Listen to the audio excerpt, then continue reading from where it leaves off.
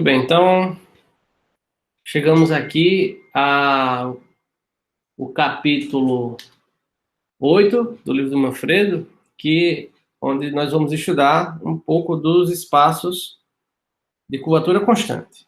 Tá? O Manfredo começa, eu sempre repito, né? Eu sempre recomendo a leitura dessa parte introdutória do capítulo. O Manfredo fala coisas muito interessantes. Mas a primeira coisa é que vamos chamar aqui espaços de curvatura constante, são variedades riemannianas de curvatura seccional constante. Okay? Mas antes disso, o Manfredo faz uma observação que é o seguinte. Suponha que você tem uma variedade riemanniana, qualquer, de dimensão n, tá? E suponha que você tem uma métrica, né, variedade riemanniana com a métrica G, e você define a métrica G-til como sendo uma constante vezes G. Tá? Então, se você sabe, né, se você pensa como a métrica, como um produto interno no espaço tangente, tá?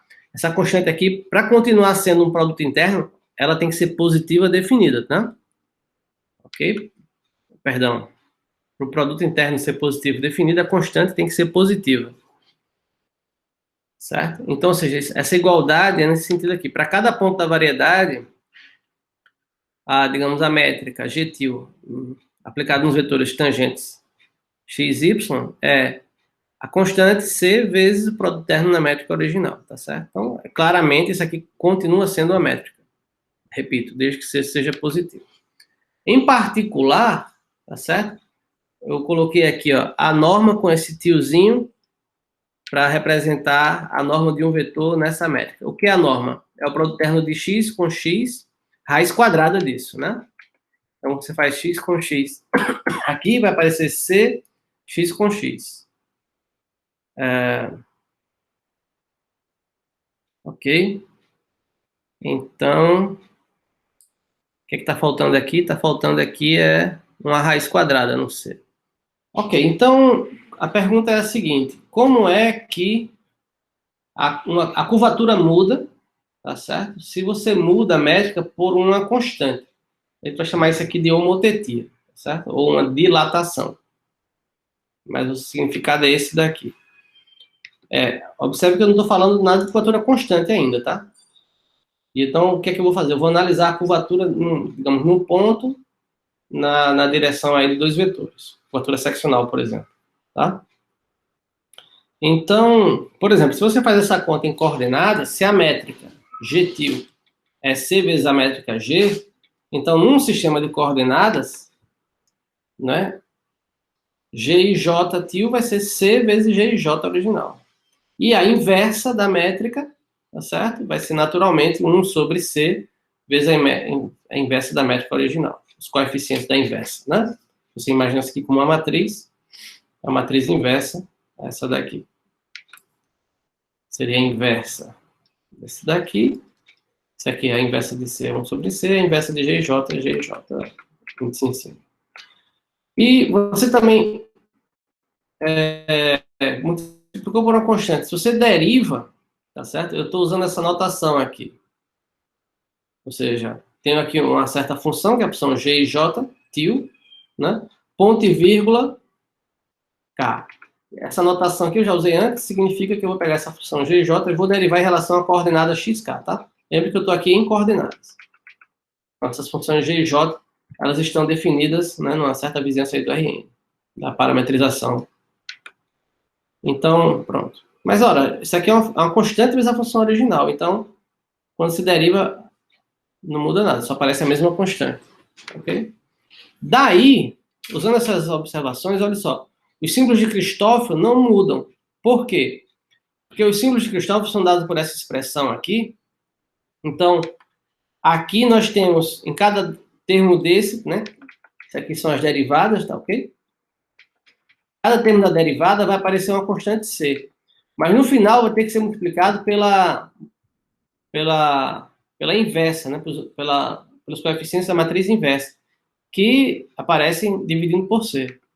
Então esse C vai se cancelar, então os coeficientes dos símbolos de Cristóforo são iguais. quando você muda a métrica assim, tá? Consequentemente, como os símbolos de Kirchhoff não mudam, tá? Os coeficientes do tensor curvatura também não mudam, porque, essencialmente, né, um polinômio aqui, derivadas dos símbolos de Kirchhoff, mas são todos iguais. Então, o tensor curvatura como um todo, assim, ele também não muda. Ok? Bom, agora a curvatura seccional muda. Por quê? Porque a curvatura seccional você tem que dividir, né, pela raiz quadrada, né, pela área do paralelogramo, determinado pelos vetores, tá certo? Então, essa área daí eu estou chamando de função A, tá? A de dois vetores x, y, essa raiz quadrada aí, da norma de x, norma de y, menos o produto interno ao quadrado, né, de x com y. Então, se você denota por atil, né, essa mesma função aí na métrica gtil, que é c vezes a métrica g, então você vê que a diferença é justamente o fator c. Né? Atil é c vezes a. De forma que a curvatura seccional, certo? O numerador não muda, mas o denominador difere justamente por 1 sobre c. Então, a conclusão é que quando você muda por uma constante, você faz uma homotetia da métrica por uma constante positiva, a curvatura, se você multiplica por c, a curvatura é dividida por 1 sobre c. Certo? Agora você pensa o seguinte, se a curvatura seccional é constante, tá?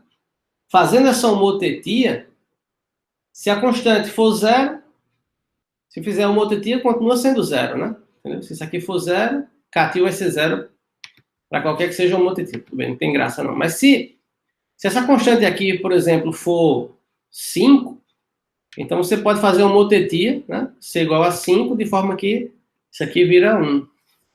E se for constante negativa, né? Você faz a homotetia pela mesma constante, de forma que a curvatura seja menos 1. Certo? Então, essa é uma observação que o Manfredo faz aí no livro, que eu queria fazer também, é que aplicando homotetias, você pode supor, se a curvatura for constante, sem perda de generalidade, só fazendo homotetia na métrica, você pode supor que a curvatura, se ela for constante, se for negativa, você pode supor que é menos 1, se for 0 é 0, se for positiva, você pode supor que é 1. Ok? Muito bem.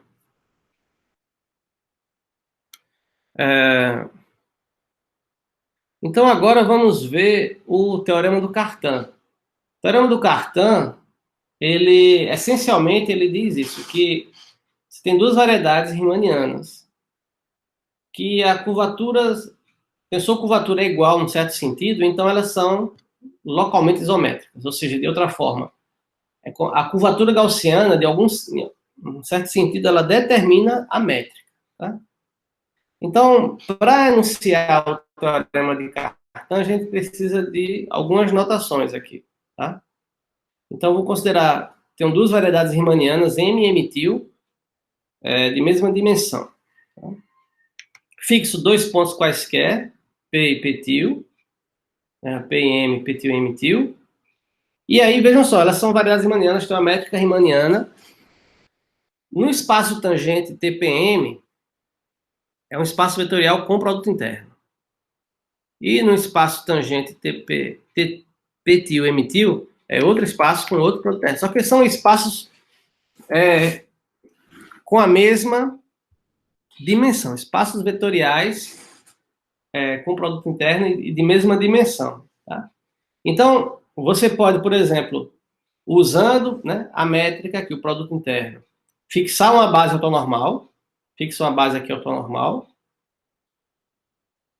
e aqui você fixa outra base ortonormal, porque aqui tem outra métrica, outro espaço, né? Embora esses espaços sejam isomorfos ao Rn, tá? Tudo bem. Mas, por exemplo, uma vez fixada, você pode considerar a aplicação linear abstrata que leva uma base na outra, tá? Então, automaticamente, vai ser uma aplicação, vai ser um isomorfismo linear, que a gente vai chamar de isometria linear, tá certo?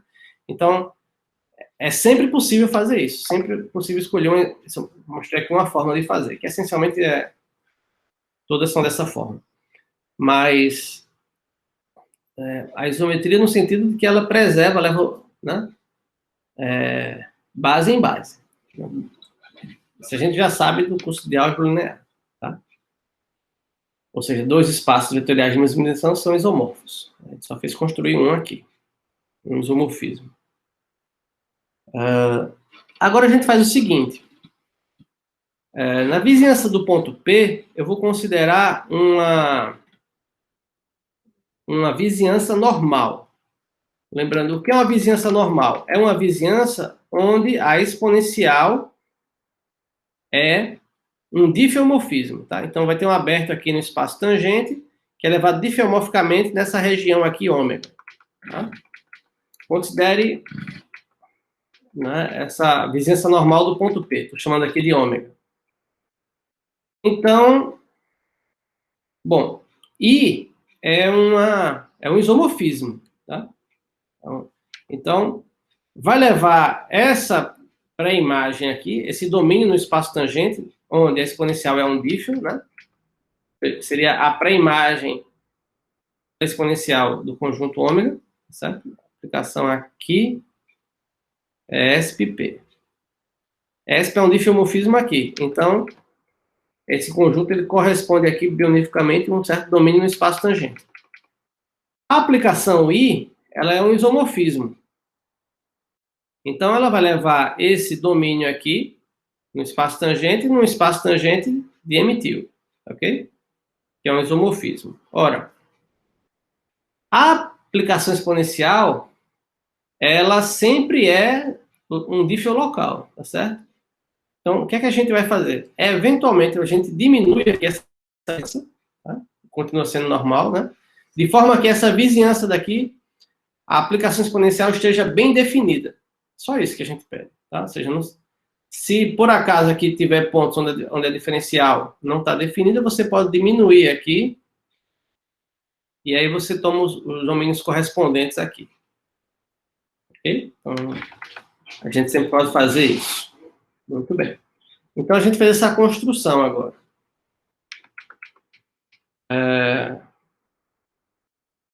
E agora a gente vai definir uma função f entre as variedades usando essa aplicação. Como é que a gente define?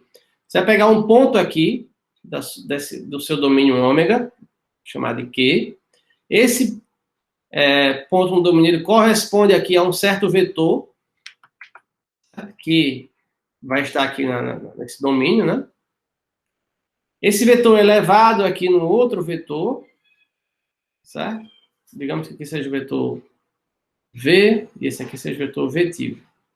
E aqui a exponencial está bem definida, então esse vetor V-til ele vai ser levado aqui num certo ponto Q-til. Tá?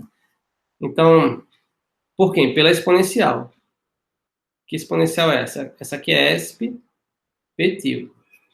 Essa daqui, apaguei, né? A aplicação ESP, exponencial de P. Veja, só que nós escolhemos essa vizinhança de forma que isso aqui é um diffeomorfismo. Então, eu posso aplicar a inversa aqui, certo? É o que estou fazendo aqui. Depois eu aplico a isometria I, chego aqui, depois eu aplico a exponencial V. Tá muito bem definida essa aplicação F. Essa aplicação F aqui, dessa forma. Ok? Muito bem.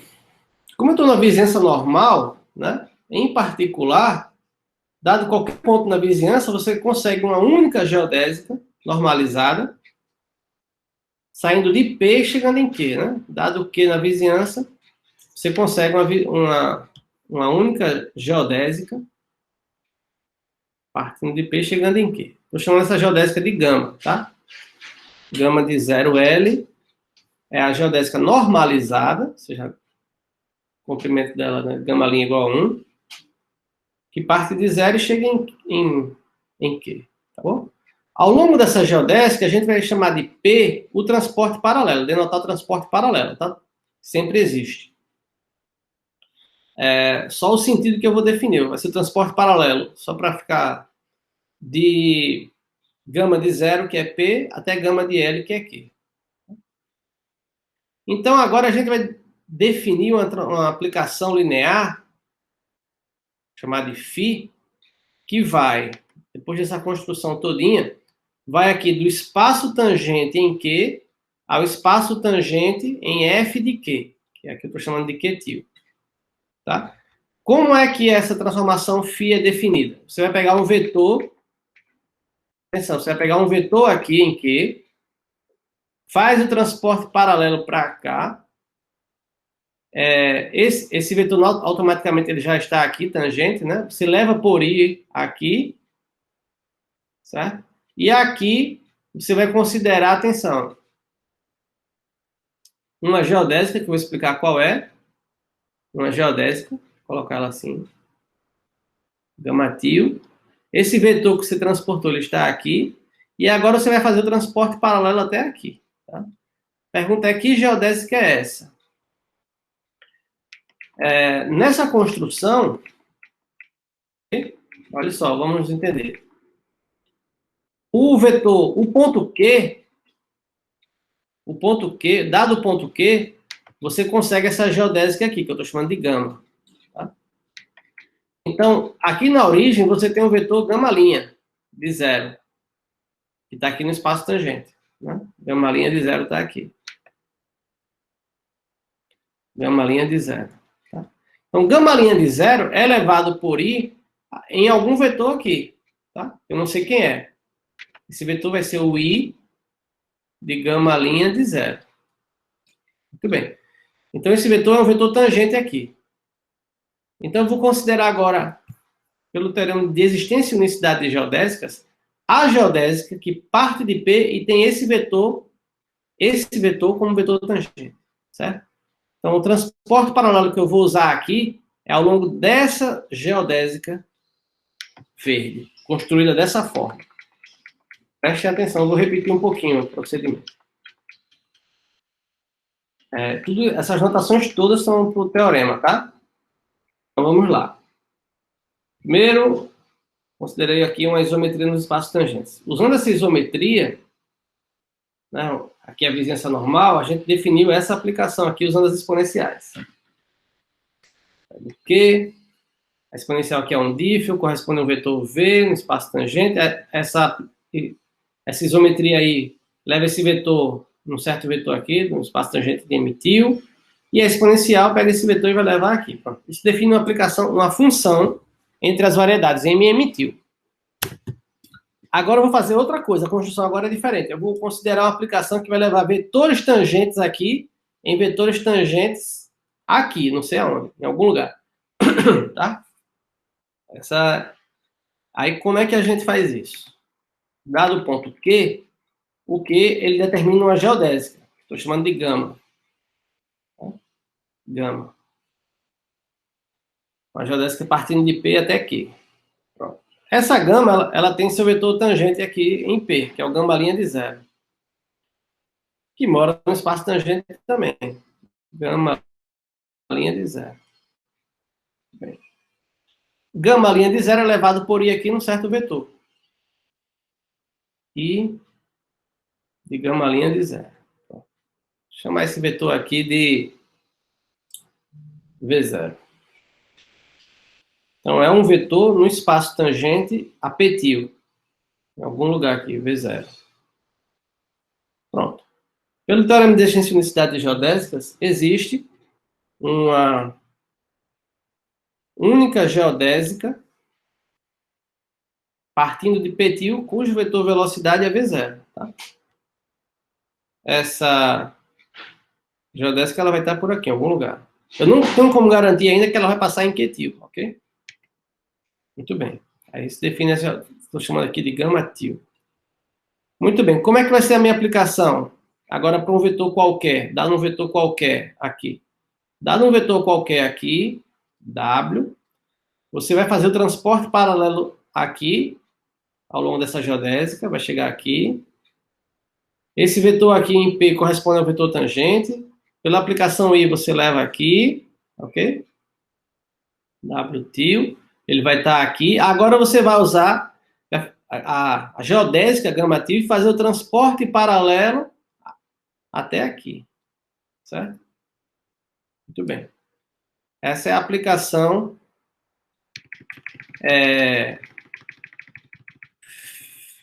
Φ. Vou apagar aqui, está muito carregado. Ok? Essa é a aplicação Φ. Então, Φ de um certo vetor, você primeiro aplica o transporte paralelo inverso, o vetor está aqui, você vem para o P, aplica a isometria I, vem para o espaço tangente, e depois aplica o transporte paralelo P-til, tá? P-til, como eu disse, é o transporte paralelo ao longo da geodésica normalizada gama-til, que é determinada pelo seu valor inicial e seu vetor tangente inicial. Tá bom? Então, agora nós temos uma aplicação F entre as variedades e uma aplicação linear φ entre os espaços tangentes. Muito bem. Representar por R e R-til, né? Os tensores curvaturas de M e M-til, respectivamente. Então, usando essa notação todinha, tá? O teorema de Cartan diz o seguinte: se para todo ponto do domínio ômega e para todos os vetores tangentes nesse ponto, a curvatura satisfizer essa equação aqui, o que é que isso aqui está dizendo, né? Está dizendo que a curvatura em M, tá, na direção desses vetores aqui, x, y, vw, é igual à curvatura em M-til dos vetores correspondentes. Ok? Por essa construção. Se isso acontecer para todo ponto, para todo vetor, ou seja, se essa construção ela preserva a curvatura, então essa aplicação ela é uma isometria. Tá? Ou seja, professor, preserva a métrica. Leva vetores, produto interno de dois vetores na imagem dos produtos internos desses vetores. Okay? Preserva a métrica, como nós já vimos. Além disso, a diferencial dessa aplicação é justamente I. Como é que a gente demonstra o teorema de Cartan? Então, grosso modo, né? Com essa construção, a curvatura é a mesma, essa aplicação F é uma isometria. Tá? Depois a gente vai explorar isso melhor nos corolários. Tá? Vamos provar esse teorema. Então, a construção está clara. Partir para provar que F isometria, né? Isometria, coloquei local, mas é uma isometria entre ômega e a imagem. Para mostrar que F é uma isometria, basta mostrar que F preserva o comprimento de vetores, tá certo? Para quem não se lembra disso, eu coloquei aqui essa formulazinha elementar de álgebra linear, né? Que a gente consegue recuperar o produto interno só usando as normas, tá certo?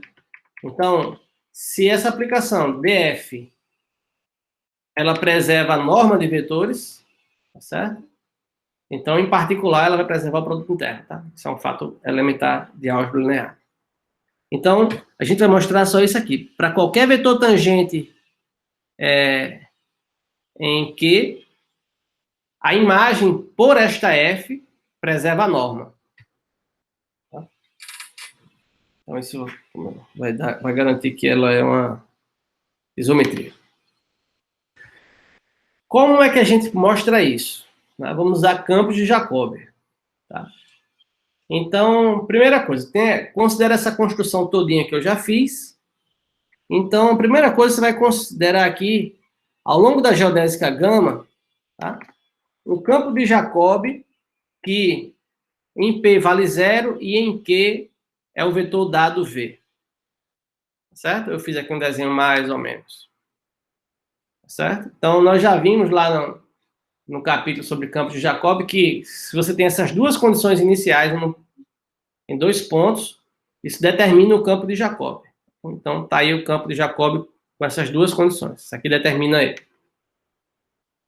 Agora, no ponto P, eu vou considerar uma base ortonormal, E1, En, tá certo? De vetores tangentes, de forma que o último seja o próprio gama linha de zero, né? Como eu estou supondo que ela é normalizada, é um vetor unitário, tá? Então, estou tomando aqui uma base ortonormal, de forma que um dos vetores seja o vetor gama linha de zero. Tá? E agora a gente considera o transporte paralelo dessa base ortonormal ao longo da geodésica gama. Né? Esse transporte paralelo faz com que em cada ponto, né, você tenha uma outra base ortonormal. Em cada ponto, a base normal de vetores paralelos, tá? Sendo uma base em cada ponto, você pode escrever seu campo de Jacobi, que em cada ponto é um vetor tangente, nesta base. Você escreve nesta base.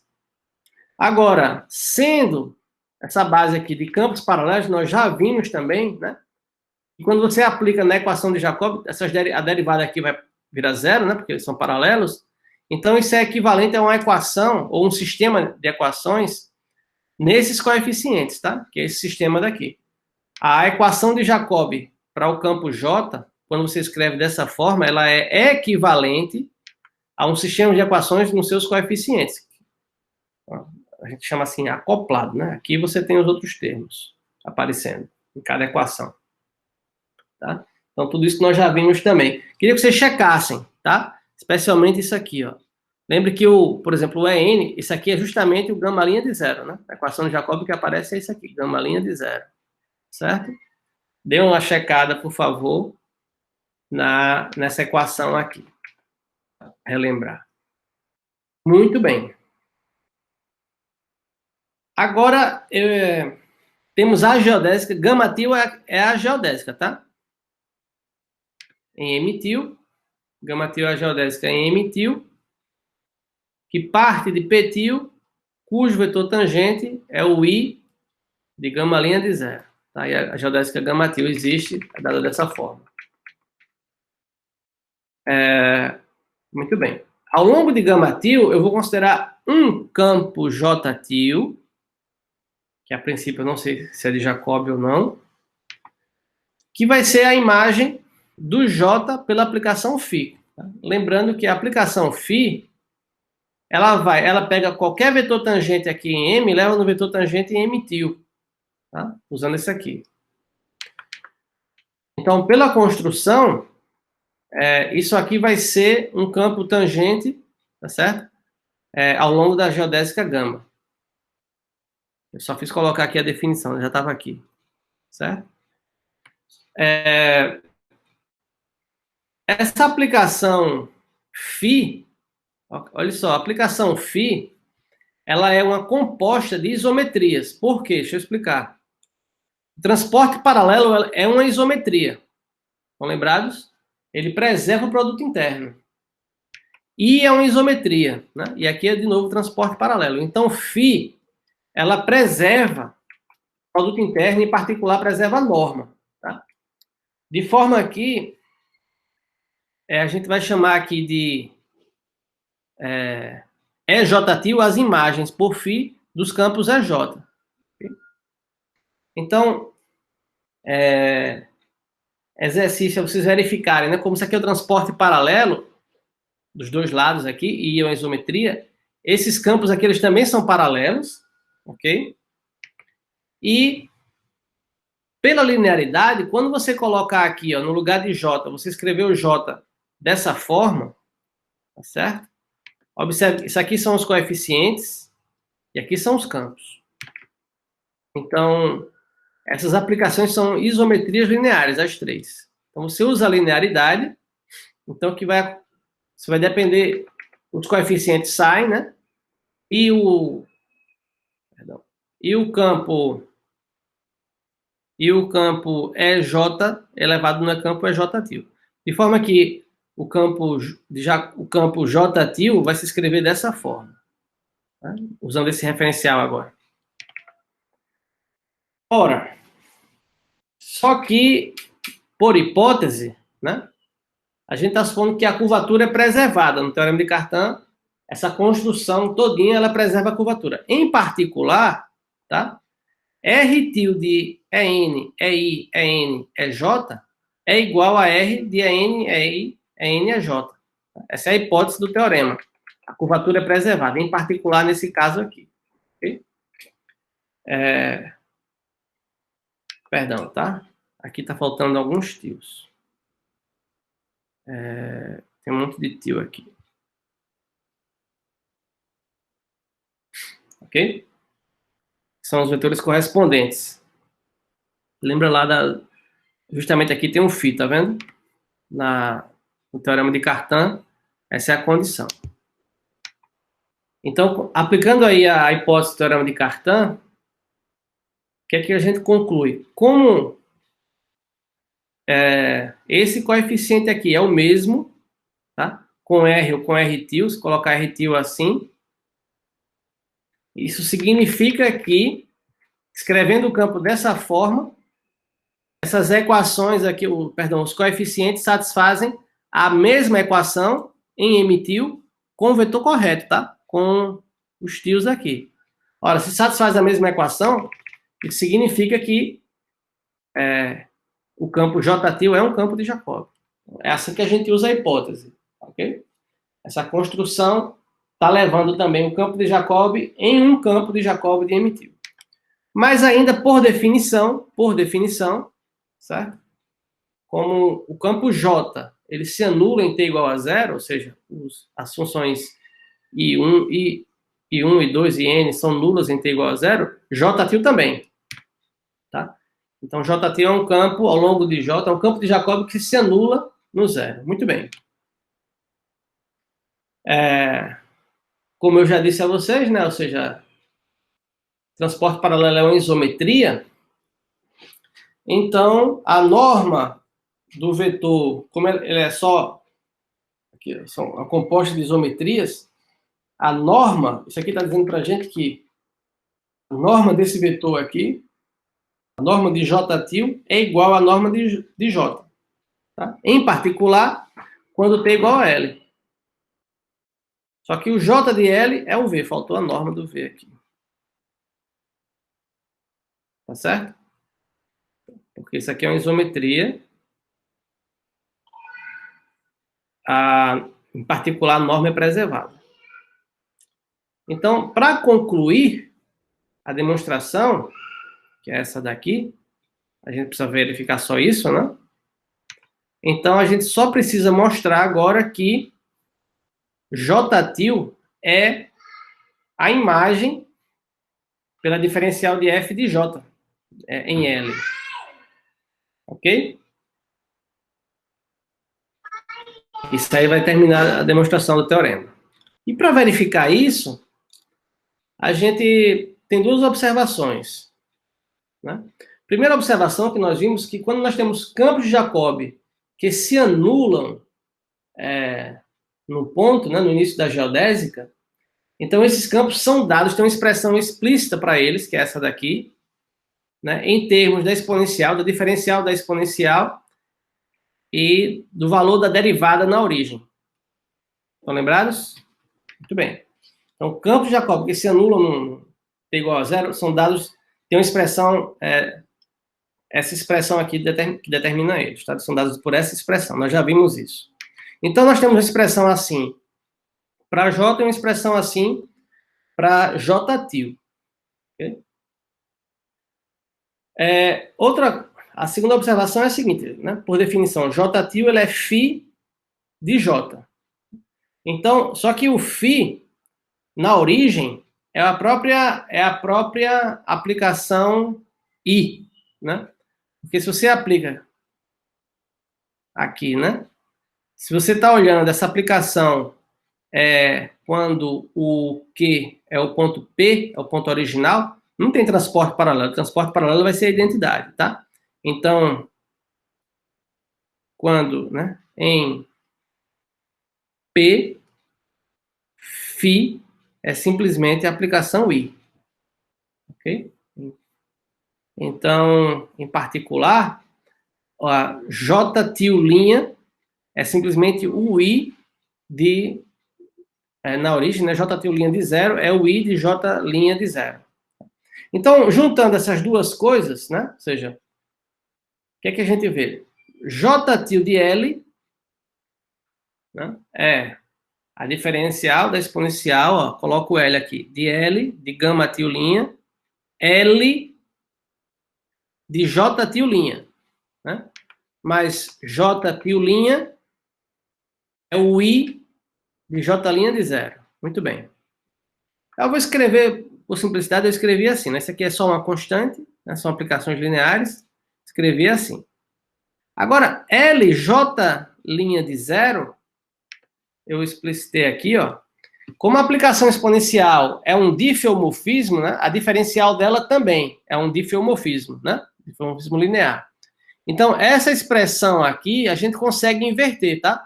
Vejam essa expressão como sendo uma aplicação linear, que é a derivada exponencial, aplicada num certo vetor. Em particular, como ela é inversa, né?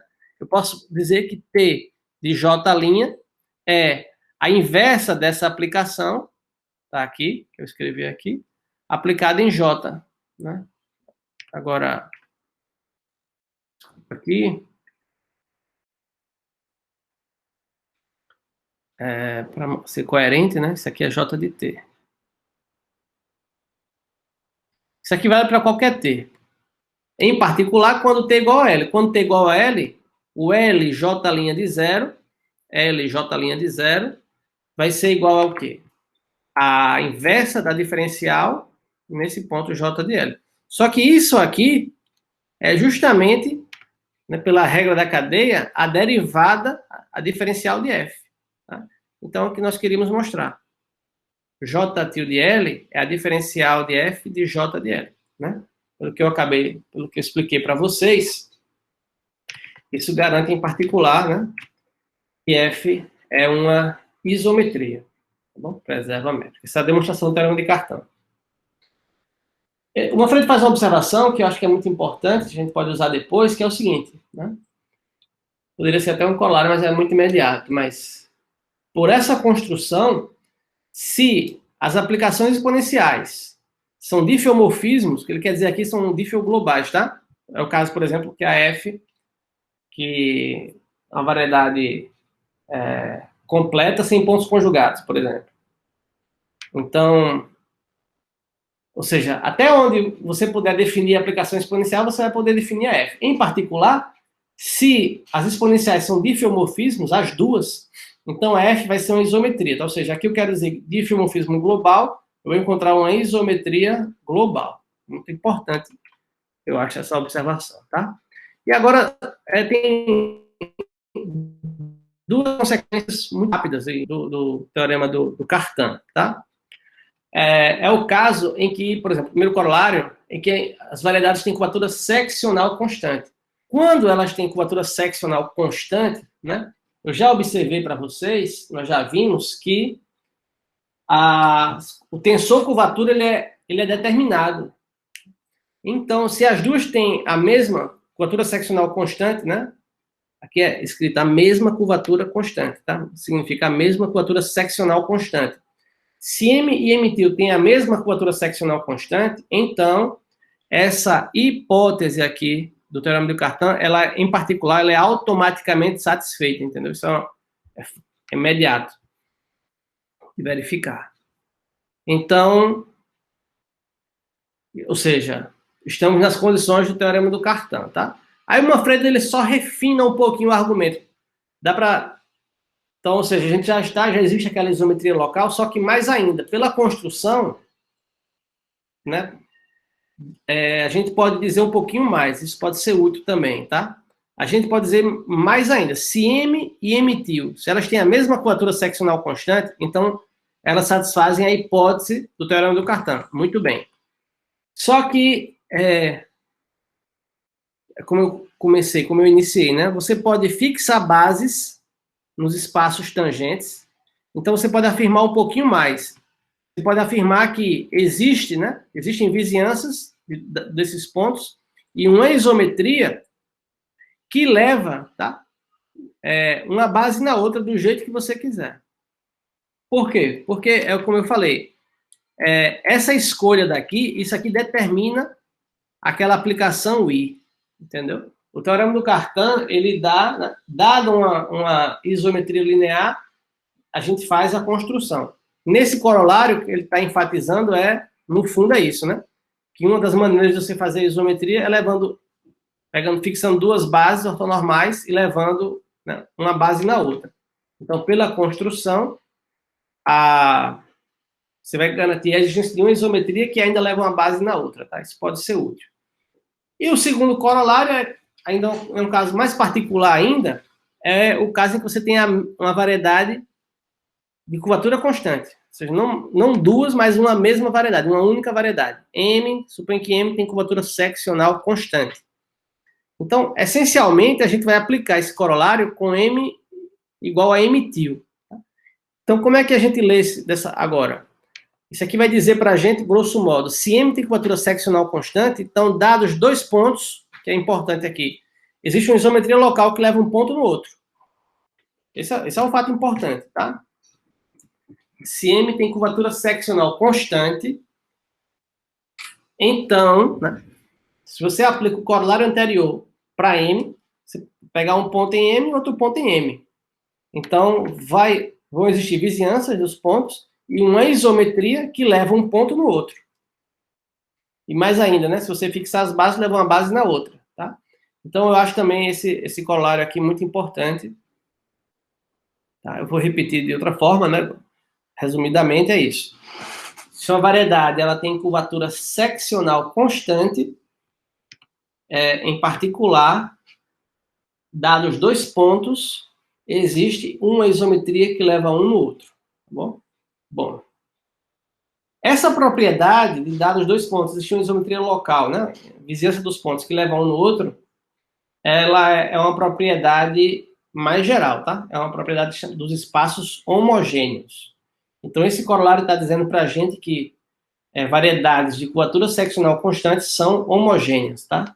Então, tem um exercício sobre variedade de curvatura constante, ou seja, quando o tensor curvatura, ele é paralelo, no certo sentido. Então, essa propriedade aqui, ela é mais geral, tá?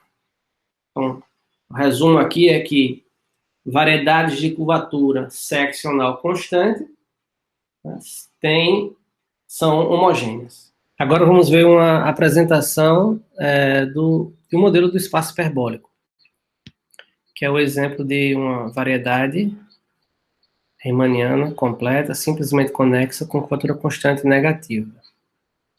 E usando a normalização, a gente vai supor que é menos 1.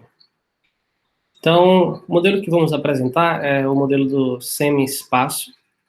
Então, você toma um semi-espaço, um espaço euclidiano, por exemplo, que a última coordenada é positiva. Então, nesse conjunto aqui, nessa variedade diferenciável, nós consideramos essa métrica aqui, que é a métrica em cada ponto, é a métrica euclidiana, mas você divide pelo quadrado da última coordenada do ponto onde você está calculando a métrica.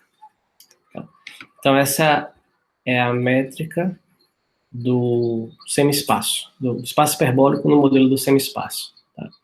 Então, a primeira coisa que a gente vai ver é que essa variedade riemanniana, né, ela tem curvatura seccional constante igual a menos 1. A gente faz isso em coordenadas. Observe o seguinte, né? Primeiro que, aqui faltou mais, o conjunto é o Rn mais, com essa métrica. Então, a primeira observação é que essa variedade ela é simplesmente conexa. Isso é uma propriedade topológica. A metade do espaço euclidiano é simplesmente conexo. E segunda observação é que, sendo um aberto do Rn, quando a gente escreve assim, a gente está considerando, né, a identidade como um sistema de coordenadas global. Né? Ou seja, como o meu conjunto ele é um aberto do Rn, eu posso usar, né, as coordenadas do espaço euclidiano como um sistema de coordenadas global dessa variedade. Essa variedade é coberta com uma única carta, que é a identidade. Tá? Então, tipo, essa conta aqui, que quando a gente faz em coordenadas é local, mas nesse caso também é global. Tá? Então, H e J são os coeficientes da métrica, né? Se você quiser imaginar em termos de matriz, né? Seria a aplicação seria a matriz 1 sobre xn vezes a identidade. A identidade representa a métrica euclidiana, e agora em cada ponto você divide por 1 sobre xn ao quadrado. Então, observe que, né, continua sendo, né, em particular, diagonal. De forma que a inversa, né, os coeficientes da inversa são simplesmente o inverso dos coeficientes, ou seja, então será xn ao quadrado delta j, e as derivadas, né, você vai derivar, para calcular o símbolo de Kirchhoff, não precisa das derivadas. As derivadas dos coeficientes da métrica são, ora, como essa função aqui, que eu estou multiplicando, ela depende apenas de xn, tá? O que vem aqui depois do ponto e vírgula representa a derivada. Então, se você derivar essa função em relação a qualquer outra coordenada da zero, se você derivar em relação a xn, né, será a derivada desse coeficiente, que é menos 2 sobre xn ao cubo. Então, aqui são as possíveis derivadas dos coeficientes da métrica. Tá? Então, assim, a gente consegue calcular quem são os símbolos de Kirchhoff, visto que nós conhecemos todo mundo que está aqui na fórmula dos símbolos de Kirchhoff, né, temos as derivadas da métrica e multiplicada essencialmente, né, pela matriz inversa. Né? Nós já vimos isso. Então, usando que nós conhecemos tudo isso, né, substituindo aqui, a primeira observação é que, né, nessa soma, né, fixado I, J e M, nessa soma daqui, a única possibilidade que nós temos, né, é quando o K é igual a M, porque se K for diferente de M, esses coeficientes serão nulos. Tá? Então, quando K é igual a M, por exemplo, primeiro que esse coeficiente aqui vai ser quem? Vai ser só o xn ao quadrado, tá aqui. E essa soma vai ficar só no caso em que o K é igual a M.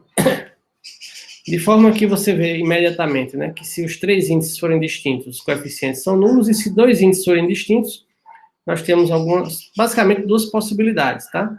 É a possibilidade em que os dois índices de baixo são iguais e o de cima é diferente. Nesse caso, o símbolo de Kirchhoff, o gama aí, esse gama aqui, ele vai ser zero se o J for diferente de N, e vai ser 1 sobre Xn se o J for igual a N. E o caso em que você tem um de cima e um de baixo iguais, e o outro distinto, tá? Pode ser, como ele é simétrico em relação a esses dois, né? Os símbolos de Kirchhoff são simétricos em relação aos índices inferiores, tanto faz, tá? Então, o fato aqui é que você tem dois índices iguais, um em cima e um embaixo. Nesse caso, bom, se o índice distinto, no caso aqui o I, for igual a N, aí você vai ter menos 1 sobre N, se for diferente de N, você vai ter 0. Tá? Tem essa outra possibilidade, mas a gente não vai usar, não. Então, ok. Nós temos a métrica, usando a métrica, calculamos agora os coeficientes, os símbolos de Kirchhoff, e aí a gente consegue calcular o RIJ e J. O RIJ e J aqui, no caso, isso aqui é o tensor curvatura, né, calculado nos coeficientes nos vetores coordenados, que eu vou representar assim, xi, xj, seria o R, xi, xj, xi interno xj. Esse coeficiente daqui, essa função, a gente está representando, né, como já vimos antes, no capítulo de curvatura, esse coeficiente por isso aqui. Por sua vez, é dado por essa expressão aqui, tá? E mais uma vez, o coeficiente aqui da métrica, né, ele vai se anular quando o J for... Tem uma soma em K. Então, só vai ter alguém aqui quando o K for igual a J. Então, quando o K é igual a J, é exatamente 1 sobre Xn, então a gente obtém isso aqui. E esse termo, esse outro coeficiente aqui do tensor de Riemann, nesse caso aqui, IJ e J, tá? É dado por essa expressão aqui, também que envolve algumas somas dos símbolos de Christoffel. Okay? Então, essa parte aqui da métrica virou esse aqui, 1 sobre xn, e esse tem o RIJ e J em cima, essa parte aqui. Aí a gente calcula cada termo aqui separadamente, tá? Usando os valores que nós acabamos de ver aqui. Observe que os dois últimos termos envolvem derivadas. Então, é uma conta, na verdade. Essa primeira, por exemplo, fazer essa primeira daqui. Essa primeira parcela,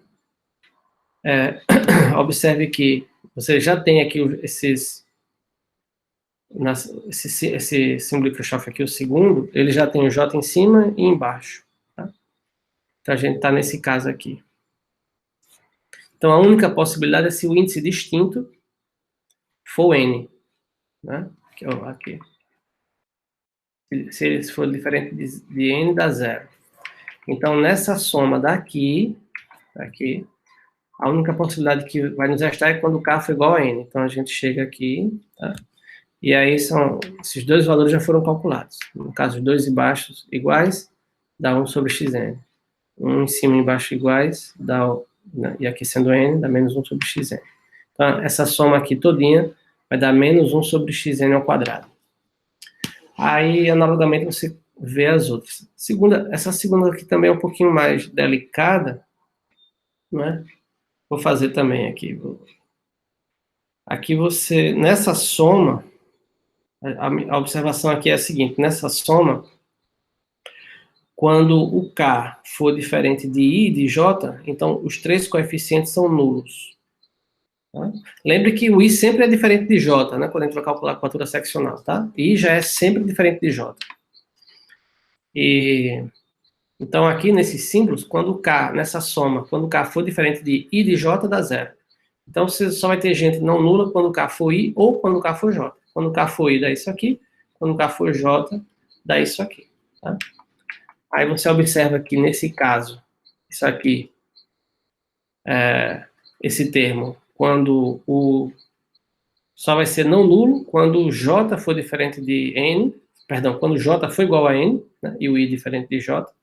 Aí, nesse caso, quando o J é igual a N, e diferente de I, esse primeiro produto aqui dá menos 1 sobre x2, é só substituir, e esse segundo dá zero. Então, o resultado dá isso aqui. Se o I for N e o J diferente, né? Aí esse aqui dá zero, a primeira parcela dá zero, e a segunda vai dar 1 sobre xn ao quadrado. E, por fim, né, se o I e o J forem diferentes de N também, dá zero. Tá? Bom, esses últimos termos das derivadas são mais simples, vocês podem analisar, de forma que a gente volta aqui no cálculo da curvatura, tá certo? Então, a gente calculou cada parcela aqui separadamente. Lembra que tem esse 1 sobre x do xn ao quadrado aqui, dividindo, de forma que, bom, quando você olha essas três somas, né, você também tem que ver, bom, essa primeira aqui sempre é 1 sobre menos 1 sobre xn ao quadrado. Segunda parcela depende aí do J ou I ser igual a N. A terceira parcela também, e a última é nulo, tá? De forma que, se o I e o J são diferentes de N, isso aqui vai dar esse produto, que é menos 1 sobre xn à quarta. Se o I ou o J, tanto faz, né? Porque tem uma simetria aqui, né? O I ou o J for igual a N, vocês podem verificar que, bom, muda um pouquinho a princípio, mas cancela também, você obtém o mesmo valor. Menos 1 sobre xn à quarta. De forma que a curvatura seccional, nesse caso, né, observe que essa métrica, ela é conforme a métrica euclidiana. Então, G e J sempre nulo, né? Quando você substituir, dividir aqui, quando você for dividir pela área do paralelogramo, nesse caso vai dar, cada termo aqui vai dar 1 sobre x2, e quando você fizer o quociente dá menos 1, tá?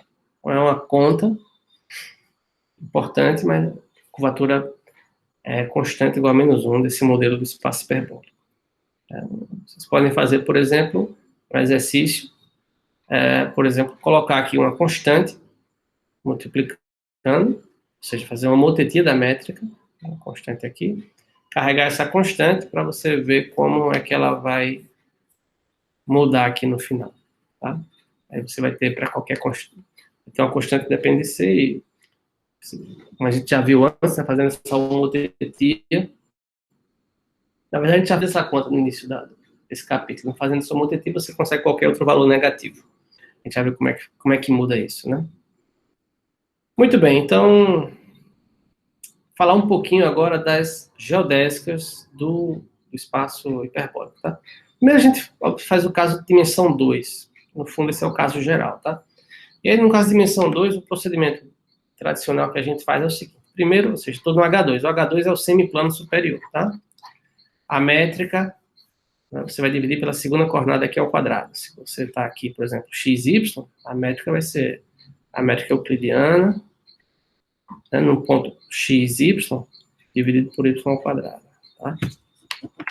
Bom, enfim, a observação mais simples que está lá do Manfredo, lá atrás, sobre geodésicas, é o seguinte: quando você tomar nesse modelo, tá, no modelo, essas semi-retas verticais, né, perpendiculares aqui ao eixo x, tá, são parametrizadas dessa forma, ok? Essas curvas, elas são geodésicas do espaço hiperbólico. São do espaço euclidiano e são também do espaço hiperbólico. Por quê? Né? Bom, tem duas formas de você fazer, né?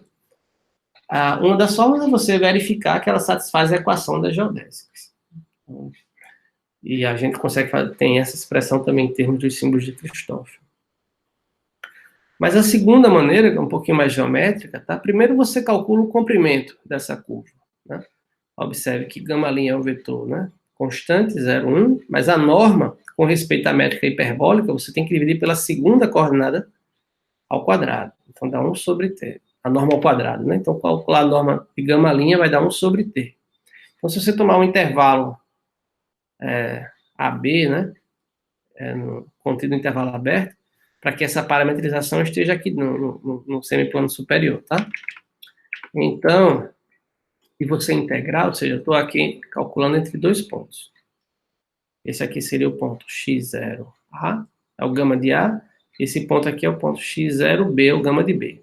Estou querendo calcular esse comprimento daqui. Então, por definição, né, é a integral da norma de γ', que é 1 sobre t, que é o logaritmo de B sobre A. Okay.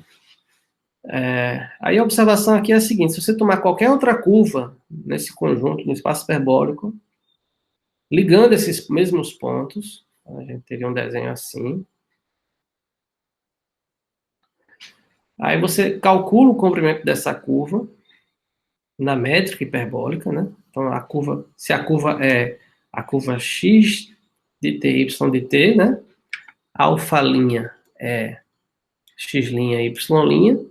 Né? Então, quando você calcular a norma de alfa' na métrica hiperbólica, você calcula a norma euclidiana e divide pela segunda coordenada, né, ao quadrado. Você vai tomar a raiz quadrada dessa norma, vai aparecer 1 sobre y aqui. Tá?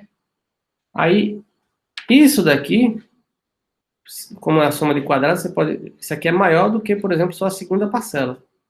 Você substitui isso aqui por zero, minimiza, estima por baixo por zero, tá? De forma que essa raiz quadrada aqui fica o módulo de y'. E aí, pela regra da cadeia, tá? Isso aqui, você observa que isso aqui é exatamente, fazendo a mudança de variáveis, né? A diferencial de y sobre y. Essa é só uma substituição, né? Essa integral.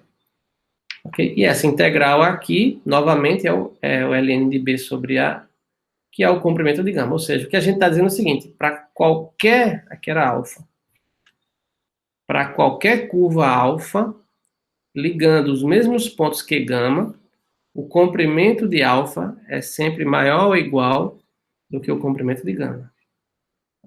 De sorte que, ou seja, gama minimiza o comprimento. Então, isso garante que gama é uma geodésica, como nós já vimos. Tá certo? Bom, um exercício que tem no livro é você verificar o seguinte: que em H2 essas aplicações dessa forma aqui, ou seja, se você identifica, né, os pontos de R2 com os complexos, tá? Toma A, B e C números reais, de forma que AD menos BC é igual a 1.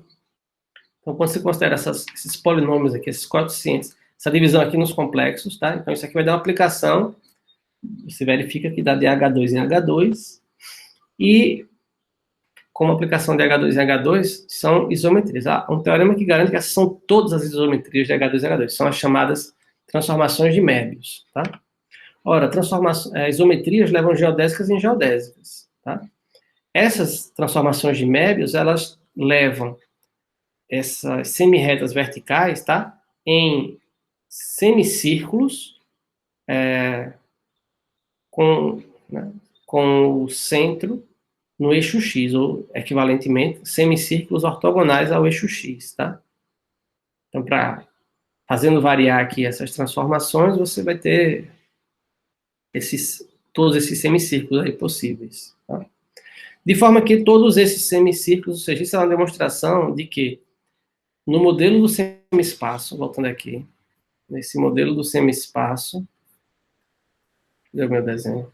Aqui, por exemplo, além essa aqui é uma geodésica e semicírculos ortogonais ao eixo X também são geodésicas, tá? Por quê? Porque são imagens dessa geodésica por uma isometria, por uma transformação de Möbius. Então, como isometrias levam geodésicas em geodésicas, isso garante a maneira de provar que são, tá? Outra maneira, novamente, seria você mostrar que, parametrizar esses semicírculos e mostrar que ele satisfaz a equação das geodésicas, tá? Muito bem. Bom, aí a observação agora é a seguinte, dado um ponto qualquer e um vetor qualquer, tá? Entendeu? Existe, esse é um exercício de geometria euclidiana. Você sempre constrói, sempre existe um semicírculo desses, ou seja, com o centro no eixo X, que passa por esse ponto e tem esse vetor como vetor tangente, tá? Ora, então, pela unicidade das geodésicas, essas são todas as geodésicas. Vou repetir. Qualquer semicírculo com centro no eixo X é uma geodésica do espaço hiperbólico, tá? E por outro lado, dado um ponto e um vetor, você sempre existe um semicírculo que passa por esse ponto e tem esse vetor como vetor tangente, ou seja, então tem essa geodésica. Como as geodésicas são únicas, tá? Essas são todas. Muito bem.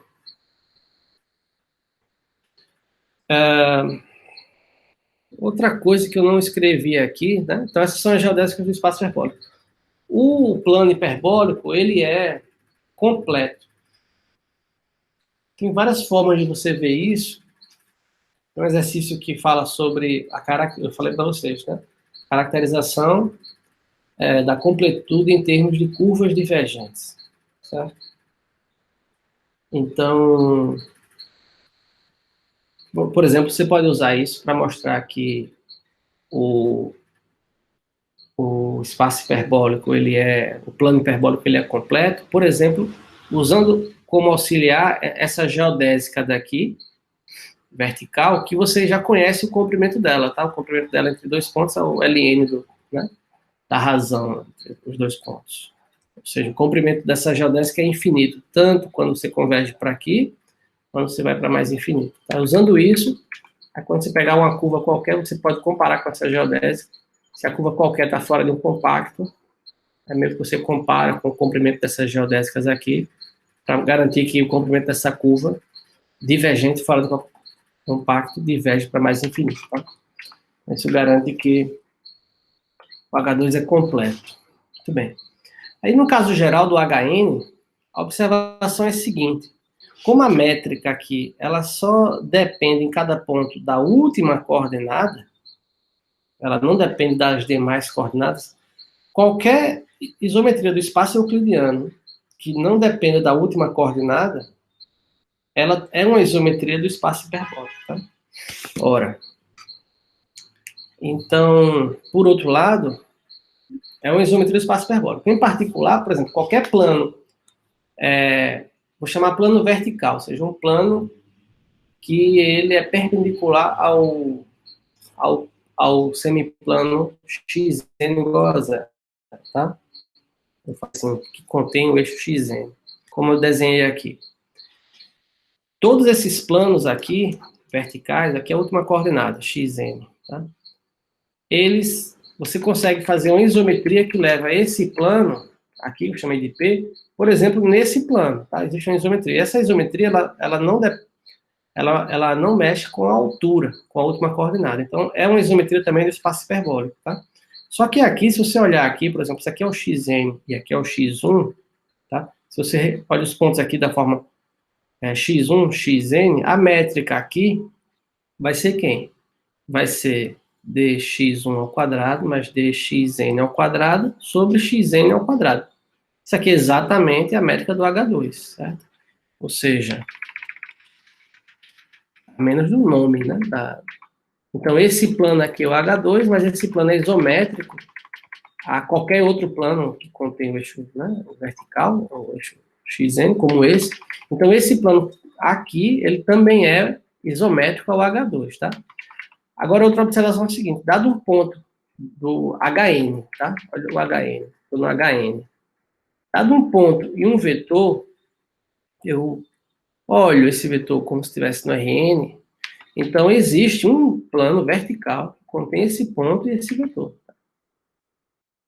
Então, esse plano ele é isométrico ao H2. Então, por aqui passa uma geodésica do H2, certo? Só que esse plano, vocês podem verificar, ele é totalmente geodésico no Hn. Então, isso aqui também é uma geodésica do Hn. Tá bom? Então, ou seja, usando esse artifício, você reduz o problema das geodésicas do Hn para o problema de geodésicas do H2. Tá? Então, as geodésicas do Hn também são dessa forma. Agora seria, né, em qualquer direção. Tá? São semicírculos, mas em qualquer direção. Né? E a outra observação é a seguinte, né? Ou seja, como essas são as geodésicas, como o H2 é completo, essas geodésicas são completas. Mas essas são as geodésicas do Hn também. Então, as geodésicas do Hn são completas, logo isso garante também que o Hn é completo. Era isso que eu queria falar para terminar a aula. Esse modelo é um modelo de uma variedade simplesmente conexa, quadratura seccional constante negativa e é completo. Esse é o modelo do semi-espaço para o plano hiperbólico, espaço hiperbólico. Acabar por aqui.